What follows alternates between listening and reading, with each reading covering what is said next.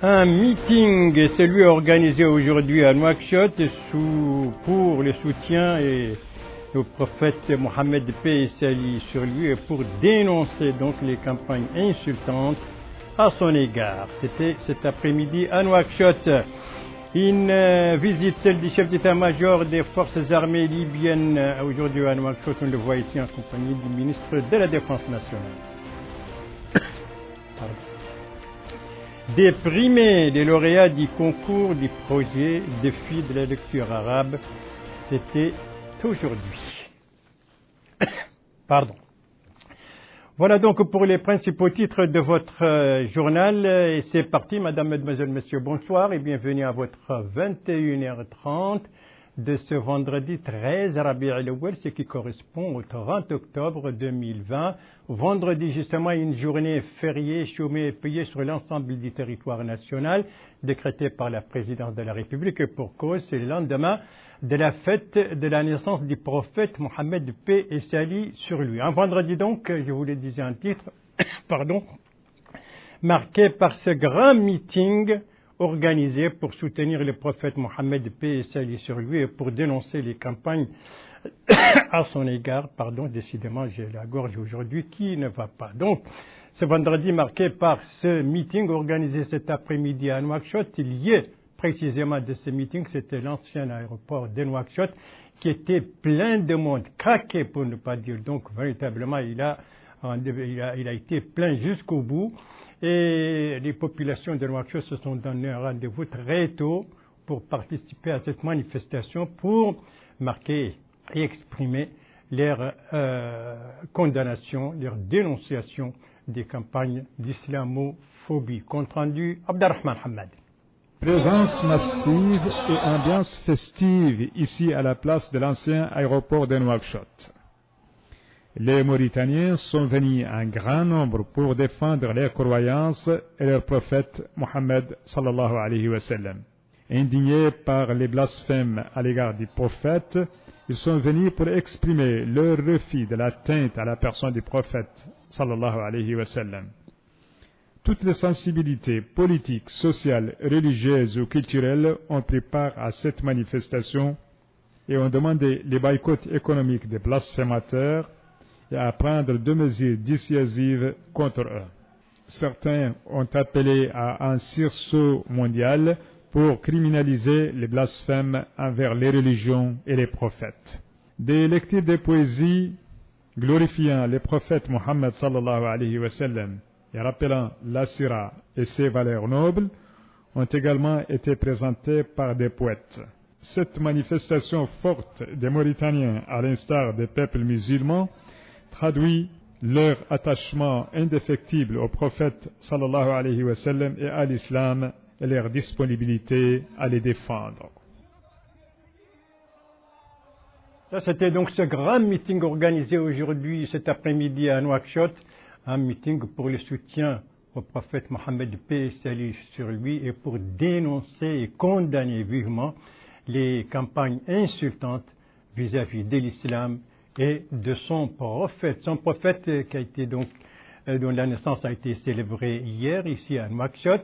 Et dans le cadre de cette célébration, cette soirée d'El Medh, autrement dit les louanges au prophète Mohammed, paix et salut sur lui, c'est une soirée organisée par le ministère du Commerce, de l'Industrie et du Tourisme, et c'était une soirée qui était présidée par la ministre en personne. Compte rendu, Abdoulaye Demeba.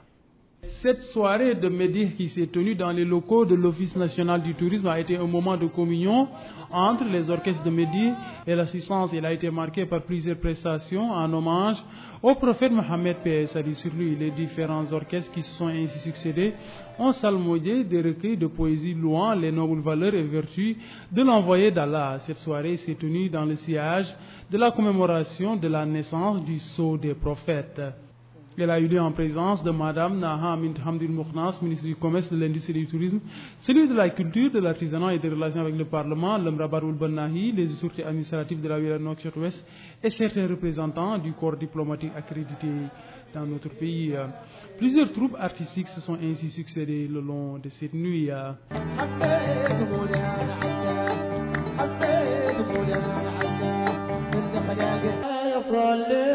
صالم دائما عبادا على حبيبك الخير الخلق كلهم.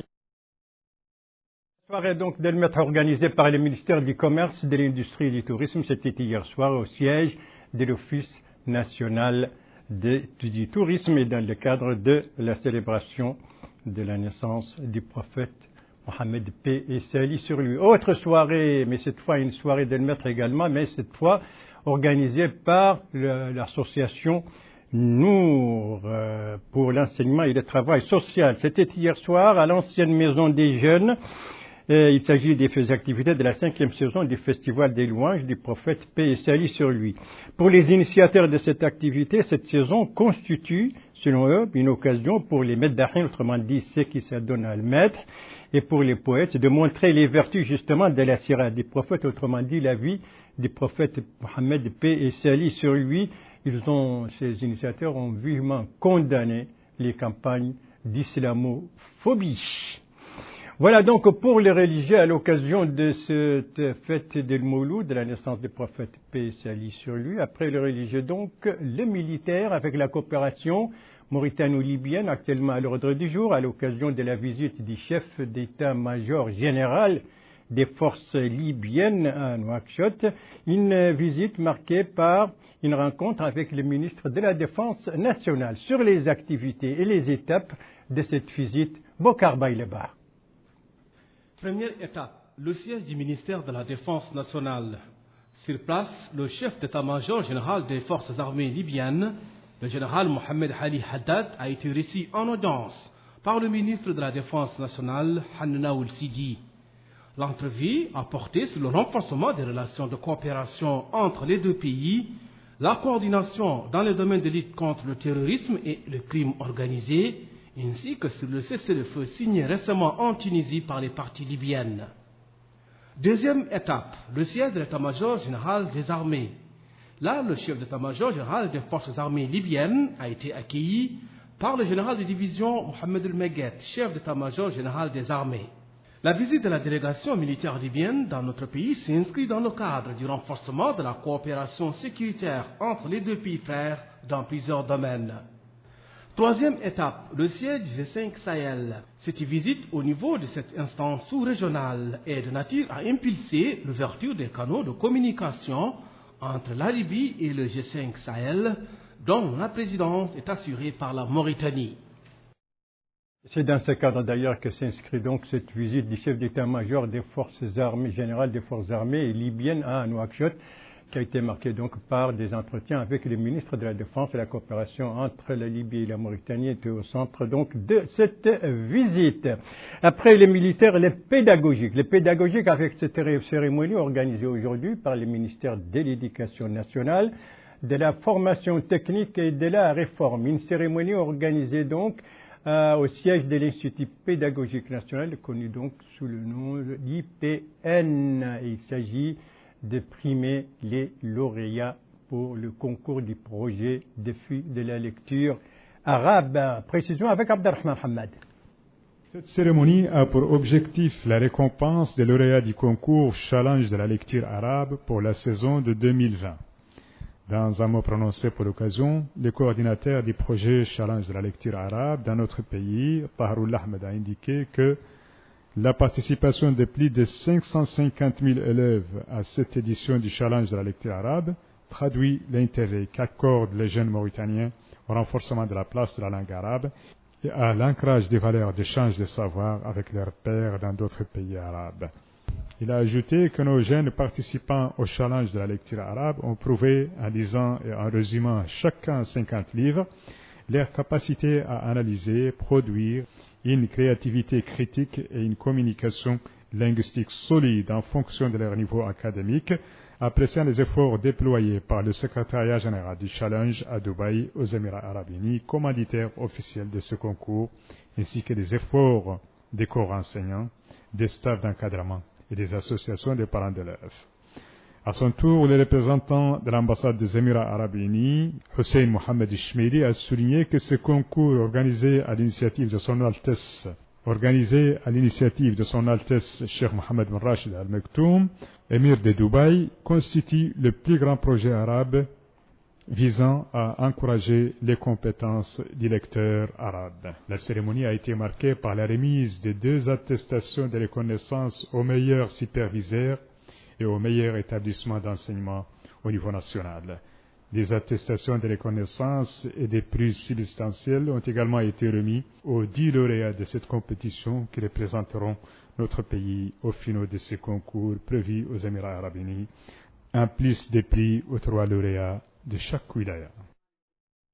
Voilà, et ça c'était une cérémonie donc organisée aujourd'hui à Nouakchott par le ministère de l'Éducation nationale, de la formation technique et de la réforme. Il s'agissait de primer les lauréats de ce concours des filles de la lecture arabe, un concours qui a vu la participation de dizaines de milliers de jeunes Mauritaniens.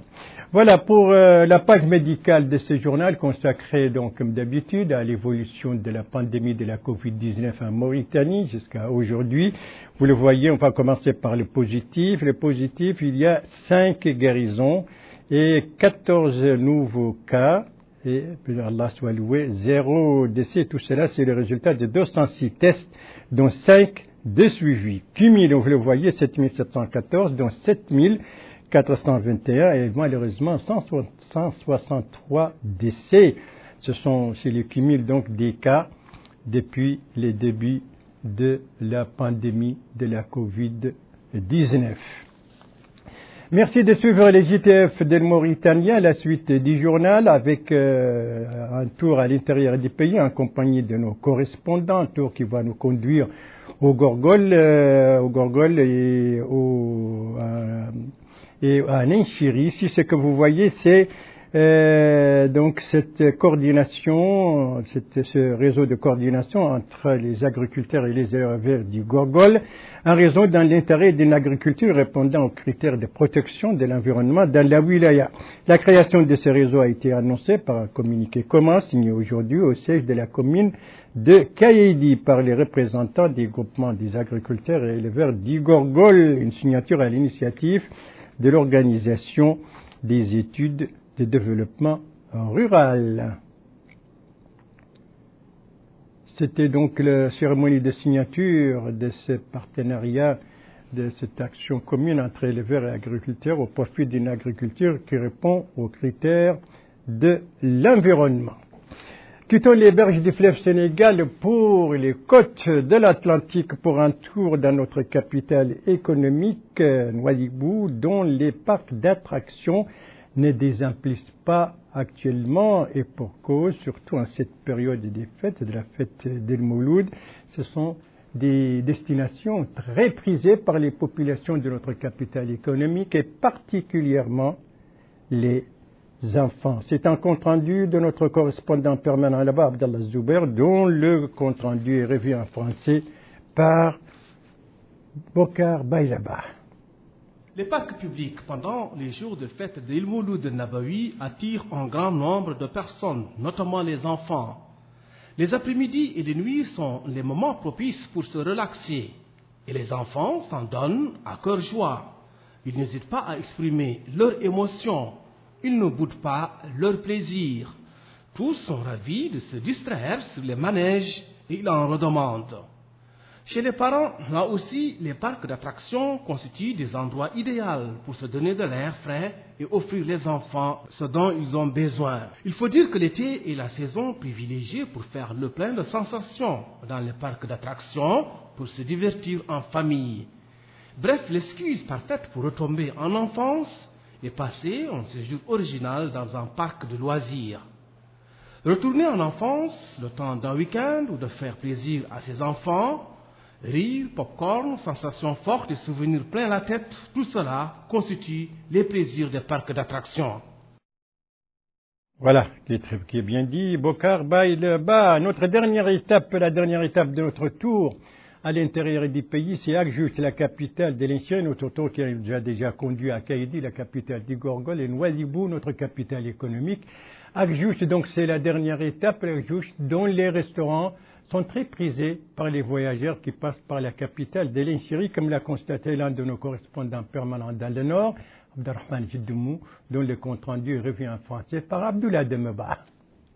La ville d'Agjus est un passage obligé pour les voyageurs qui quittent la capitale en direction des wilayas du nord. Certains voyageurs qui choisissent de marquer un temps d'arrêt sur place disposent de plusieurs restaurants pour leur dégustation et se reposer. Ces restaurateurs soulignent qu'Agjus est un lieu où les bus marquent une pause afin que les voyageurs, dit-il, puissent trouver sur place tous les services dont ils ont besoin, particulièrement le thé ou des mets pour leur nourriture. Les clients de ces différents restaurants semblent apprécier les services qui sont fournis sur les lieux.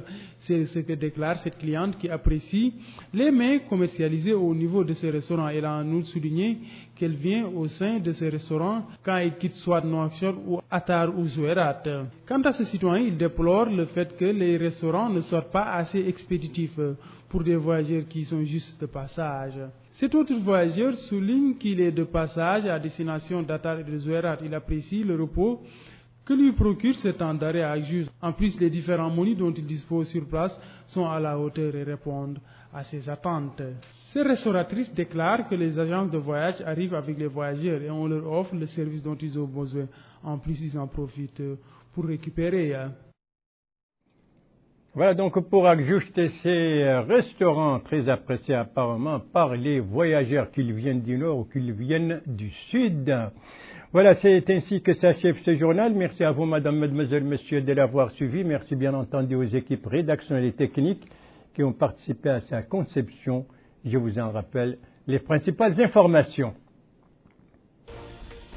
Ici, c'est ce meeting géant, et le mot n'est pas très fort, organisé cet après-midi à Nouakchott pour soutenir le prophète Mohammed, paix et salut sur lui, et dénoncer les campagnes d'islamophobie et d'offense au prophète Mohammed, paix et salut sur lui.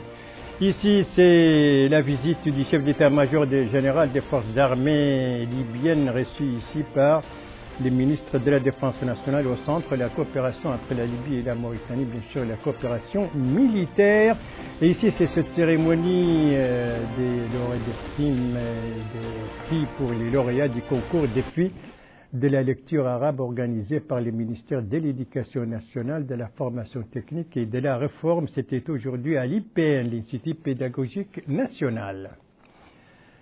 Voilà. Le JTF reviendra demain, bien entendu, mais avant de vous donner le rendez-vous, je vous rappelle les mesures barrières qui sont très efficaces vis-à-vis de la Covid-19.